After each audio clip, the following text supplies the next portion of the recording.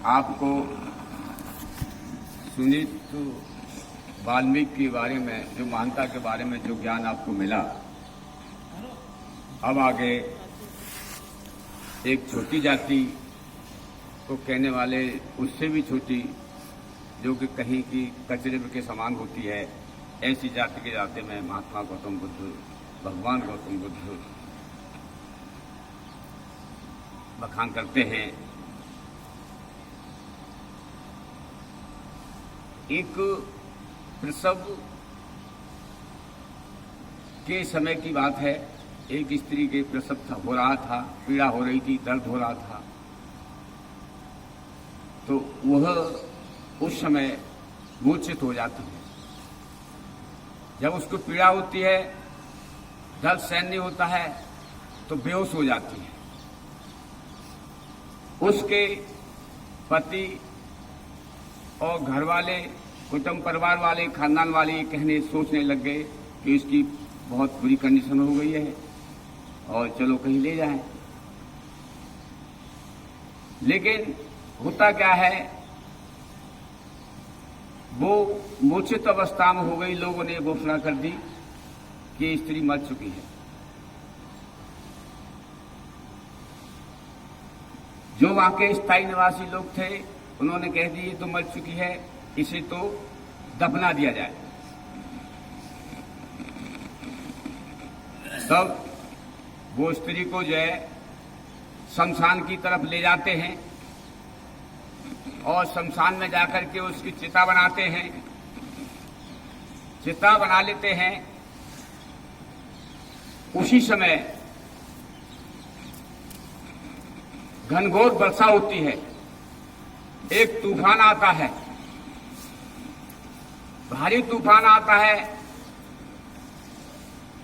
उस स्त्री को चिता में रखे हुए वो वहां से छोड़ करके भाग जाते हैं।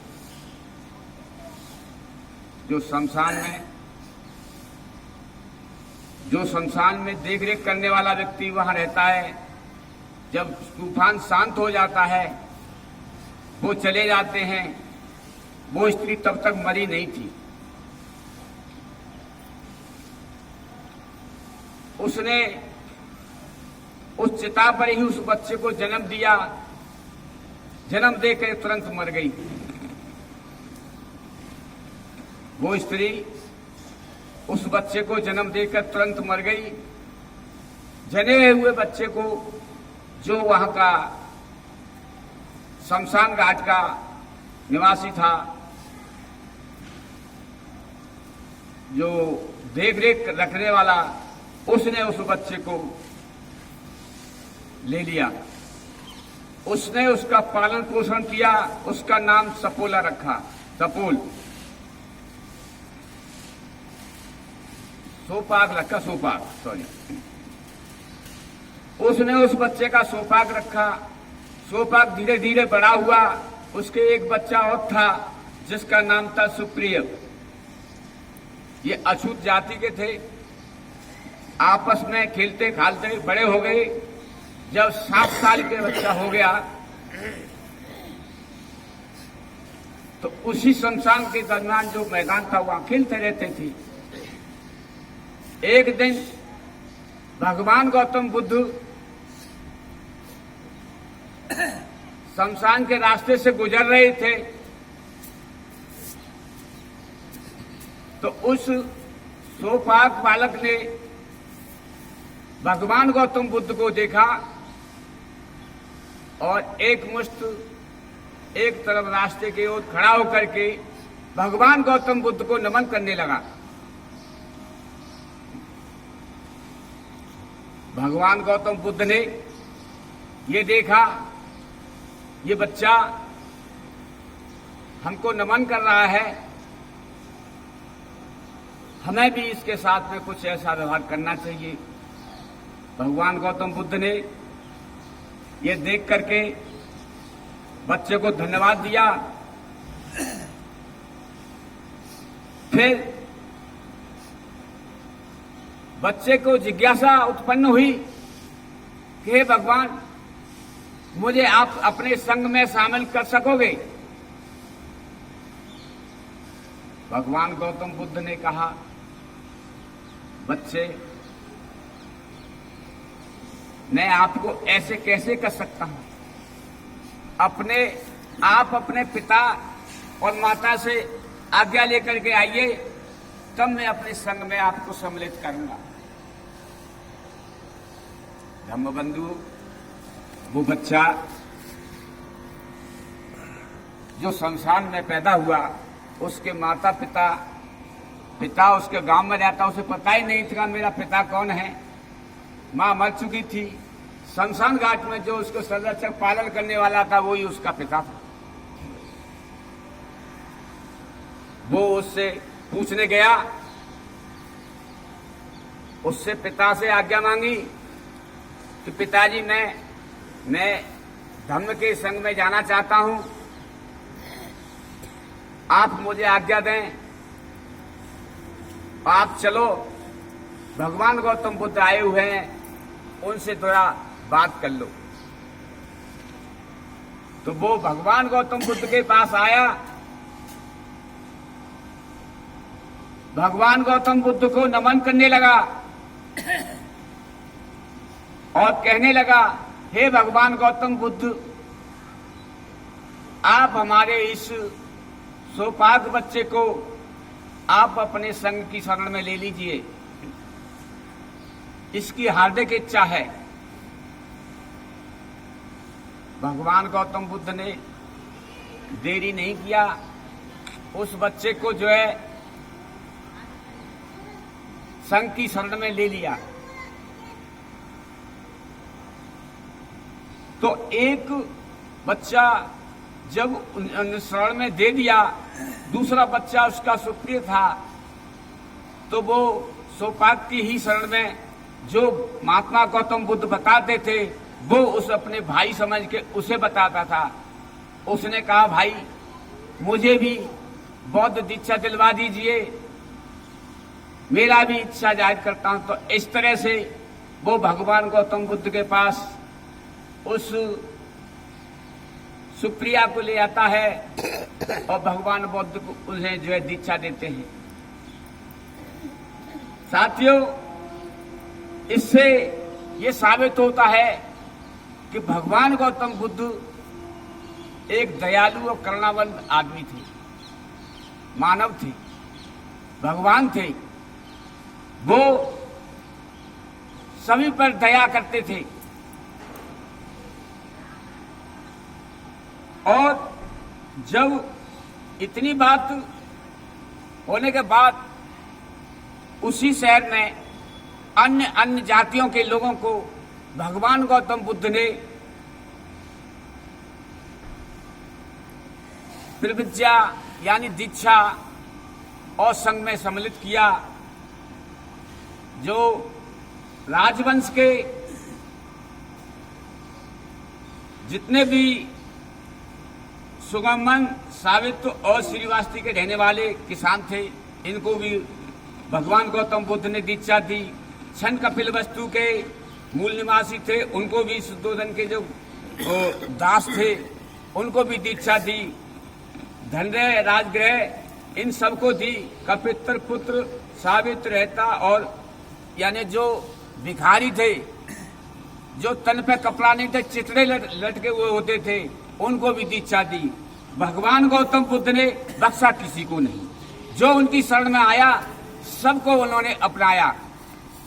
ऐसे करुणा में भगवान गौतम बुद्ध को हमको बार बार नमन करना चाहिए। सुप्रदत्त और बताएं आपको इससे आगे, एक व्यक्ति जो कुष्ठ रोग से पीड़ित था, वो अपने जीवन को मुक्ति चाहता था कि मुझे अपने जीवन की मुक्ति कैसे प्रदान हो। धम्म बंधुओं, वो जगह जगह अपने इलाज के लिए पीड़ित होकर के तड़पता हुआ इधर उधर भटकता रहता था। कोई उसके पास नहीं आता था, मनुष्य उससे घृणा करते थे। इस तरह से उसकी दुर्गति हो रही थी। तो एक दिन जब भगवान गौतम बुद्ध अपने उस राजगृह के जंगल में वन है, उसमें जो है अपने प्रवचन कर रहे थे।